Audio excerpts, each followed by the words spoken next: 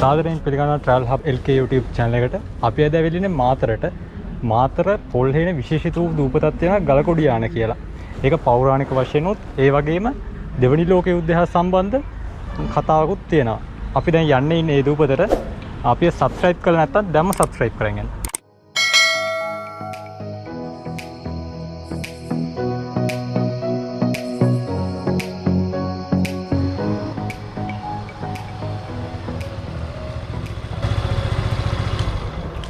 හරි දැන් අපි තැනට අවිල තියෙන්නේ අර පිටිපස්සෙන් තියෙන බෝට්ටුවේ තමයි යන්න ඉන්නේ.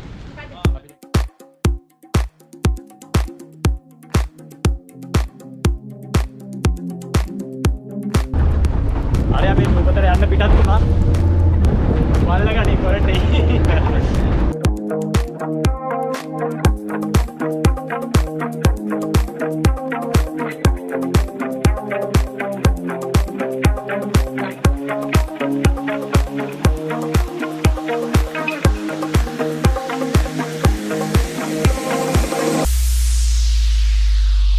Every breath you take and every move you make, every bond you break, every step you take, I'll be watching you every single day. බෝට්ටුවෙන් අපි මෙතනට ගමු රණායියට ගියා. දැන් අපි දූපතට ඇතුල් වෙන්න හදන්නේ. මෙන්න මෙතනින් තමයි ඇතුල් වෙන්න තියෙන්නේ.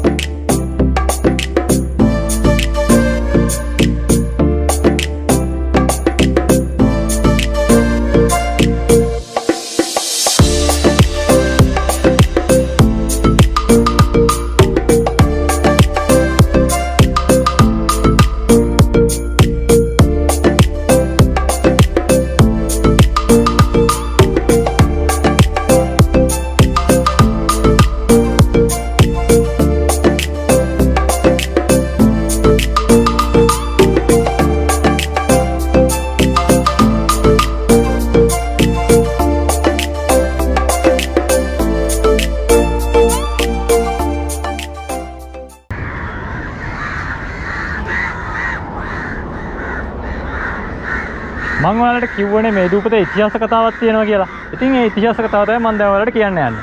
ඓතිහාසික තොරතුරු වලට අනුව සියම එහෙම නැත්නම් තායිලන්තයේ කියන රටේ රජපෞල හා සම්බන්ධ ඉතා ඉපැරණි ඉතිහාසයක් තමයි මෙන්න මේ දූපතේ තියෙන්නේ. සියමේ රාජ්‍ය පාලනයට පෙර මහාන වෙලා තියෙන්න ඕන කියන එක එරට නීතියක්. ඉතින් ওই නීතියට අනුව එරට ඔටුන්න හිමි කුමාරයෙක් වුණා ක්‍රිස්ටන් චුම්සායි කියන කුමාරයා ශ්‍රී ලංකාව තෝරගන්නවා තමගේ මහාන ජීවිතයට ඇතුළත් වෙන්න. ඉතින් ඒ තෝරගත්තේ ශ්‍රී ලංකාවේ පවතින තේරවාදී බුද්ධ ධර්ම නිසා. ඉතින් මේ ක්‍රිස්ටන් චුම්සායි කියන කුමාරයා 1896 දී ශ්‍රී ලංකාවට එනවා. ඇවිල්ලා වස්කඩුවේ ශ්‍රී සුබෝධි කියන පඬිත හාමුදුරුවන්ගේ ගෝලනමක් විදියට ජිනවර වංශ කියන නමින් පැවිදි වෙනවා. පැවිදි වෙලා මේ හාමුදුරුවෝ තමන්ගේ භාවනා වැඩ කටයුතු සඳහා තනත් තෝරා ගනිද්දී මෙන්න මේ පොල්හේන ප්‍රදේශයේ තියෙන ගලගොඩියාන කියන දූපත දැකලා ඒ දූපතට එනවා. ඉතින් ඒ දූපතට ඇවිල්ලා මේ හාමුදුරුවෝ තනියෙන්ම තමයි මේ දූපත මේ පිළිසකර කරගෙන තියෙන්නේ.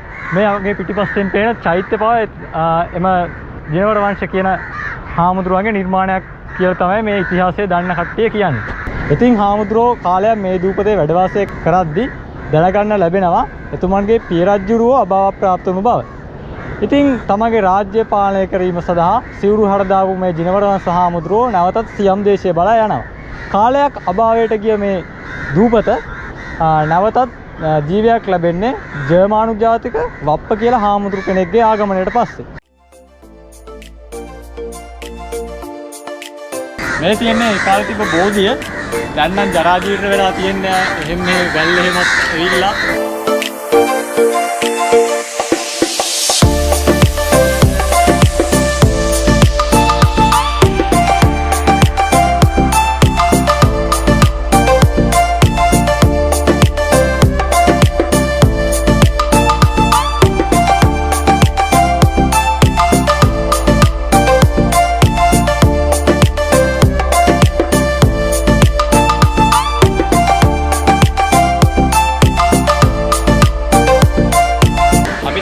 අනිත් කොනට ආවා. හොඳටම view එකක් තියෙන මෙතන.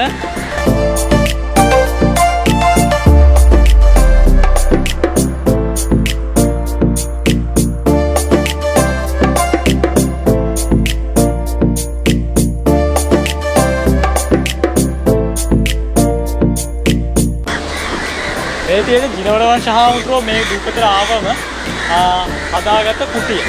මේක සම්මාසි පූජයට ඒ කාලේ සත්තු 3කට විතර පිටිලා තියෙනවා. දැන් නම් ගරා වෙట్లా තියෙන්නේ.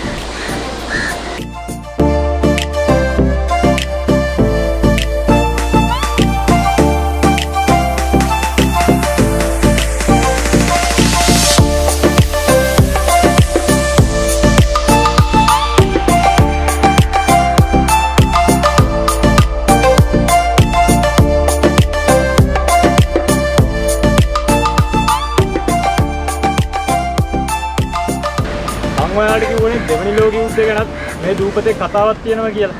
ඉතින් 1939 දී ආරම්භ දෙවනි ලෝක යුද්ධේ වෙනකොට මේ දූපතේ හිටිය ජර්මන් ජාතික වප්ප කියන හාමුදුරුවෝ. මේ හාමුදුරුවෝ මේ දූපතේ වැඩ වාසය කරද්දී අපේ ශ්‍රී ලංකාව මිත්‍ර පාර්ශවයේ යටත් විදයක් විදියට තමයි තිබ්බේ. ඒ කියන්නේ ශ්‍රී ලංකාව බ්‍රිතාන්‍යයේ යටත් විදයක් විදියට තිබ්බේ. ඉතින් මේකේ හිටිය ජර්මන් ජාතික හාමුදුරුවෝ සතු පාර්ශවයට උදව් කරනවා කියලා අපේ ශ්‍රී ලංකාවේ හිටිය බ්‍රිතාන්‍ය ජාතිකයන්ට දැනගන්න ලැබෙනවා. ඉතින් මේ බ්‍රිතාන්‍ය ජාතිකයෝ මේ දූපතට ඇවිල්ලා දූපත වටලලා රහස් ඔත්තු දුන්න කියලා මේ හාමුදුරුවන්ට අයත් වෙලා තිබුණ සංඥා යන උපකරණයි ගොඩබිමට අරන් ගියා කියලා පැරණි අය දැකලා තියෙනවා කියලා විස්තර තියෙනවා.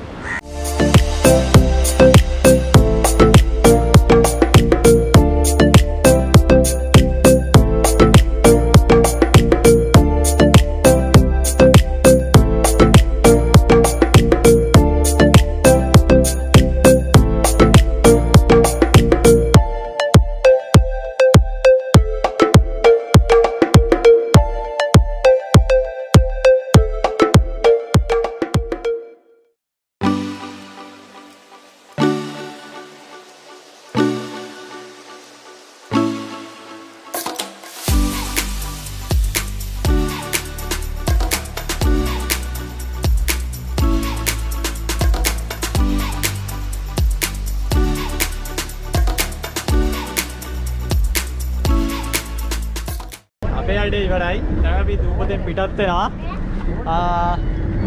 හවස් වෙලා හවස 6 විතර වෙලාව.